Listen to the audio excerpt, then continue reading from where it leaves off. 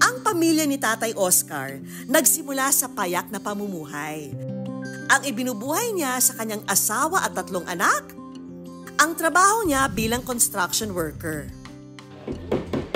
Kahit hindi ako nakapag-aral, binigyan ako ng Panginoon na magandang kamay naman na marunong magtrabaho. Kumikita ako ng 1-2 isang linggo. Hanggang sa lumitaw yung mga anak ko, karpintero pa rin. Pero ang trabaho raw, lulubog, lilitaw. Kung minsan mayroong trabaho, kung minsan wala. Kung walang kita, si Tatay gumagawa ng paraan. Karpintero ko sa umaga, paggabi gumagawa ako ng bamboo set. Tag team naman daw ang mag-asawa, kaya pati ang misis na si Zenaida sumasideline bilang mananahi. Pero ang kita, madalas daw, hindi sumasapat. Nahihirapan kami sa buhay. As in, to the point na yung cup noodles, kailangan madaming sabaw. Naranasan namin bumili ng itlog na hindi buo, kailangan basag kasi mas mura. Halos sa araw-araw, di namin alam kung saan namin kukunin yung ulam namin. Uy! Uy! Uy! Pero kahit mahirap, si Tatay hindi raw hinayaang magutom ang pamilya. Never niya kaming ginutom, never niya kaming inutusan mangutang sa tindahan, never niya kaming inutusan manghingi ng pagkain. Ang ginagawa ng tatay namin, as long as nakaya niya, siya'y naghahanap ng pagkain para sa amin. Dahil sa hirap na kanilang naranasan, ang pamilya Villapania nagtulungan para makaraos sa buhay. Lahat kami naging busy. Lahat kami, we are very focused on helping each other. Si Ryan, pinagpatuloy ang trabahong pagkukonstruction na natutunan kay Tatay. Si Ces naman, nagtrabaho bilang casino dealer at nagtayo ng iba't ibang negosyo sa Pampanga noong makaipon. Siya rin ang tumulong sa mga kapatid sa mga pangangailangang pinansyal. At si Macy, dahil sa kanya rin pagsisikap, nakapagtapos ng pag-aaral at nagkaroon ng sariling clothing business. Kumakain na kami ng shrimp. Nakakapag-cake na kami kahit hindi birthday. Salubong ako sa inyo, like birthday ko.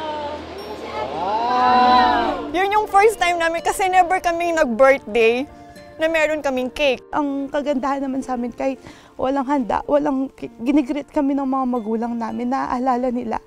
Pero nakabangon man daw ang pamilya, saka naman dumating ang bagong pagsubok sa kanila. Parang kung kailan gumaganda yung buhay namin, bakit kailangan yung mama namin may cancer? Bakit? Parang unfair. Si Nanay Zenaida kasi, pumanaw noong 2011 dahil sa sakit na cancer. Hello, Ta! Kamusta ka? Ang pangako ng magkakapatid kay Nanay, aalagaan nilang mabuti si Tatay. Kaya naman ang magkakapatid, nagsumikap, nagtrabaho at nagtayo ng iba't ibang negosyo.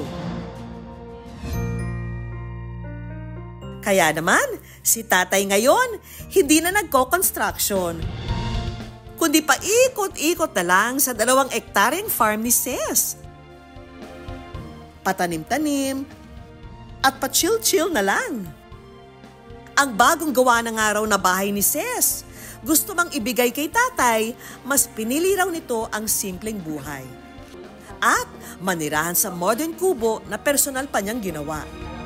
It's not our responsibility na buhay ng ating magulang, but it's in our blood to love them. They are part of our life. Sa kanila tayo nanggaling. So we have to give back also. Hi, Ta! Hi! Nandito pala kayo! Kaya naman for today's video, may larga ang buong pamilya. Aba, mukhang mamamasyal ha? So aalis tayo today, may pupuntan tayong very special sa atin. Pero hindi raw sila magsha-shopping o kakain sa mamahaling resto. Kundi, dadalawin ang pinakamamahal nilang si Nanay Zenaida.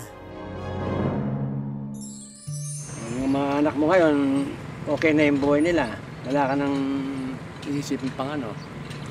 Sayang lang kung nabubuhay ka sana, makikita mo lahat. Yung mga pangaral mo sa akin, yung mga pangarap mo sa akin, unti-unti ko nang natutupad. Nag-graduate na ako, malapit na yung birthday natin. Enjoy ka lang dyan. Kami nang bahala kay Tatay. Ano man ang hamon na pagdaanan sa buhay, laging tandaan, the family that stays together wins together.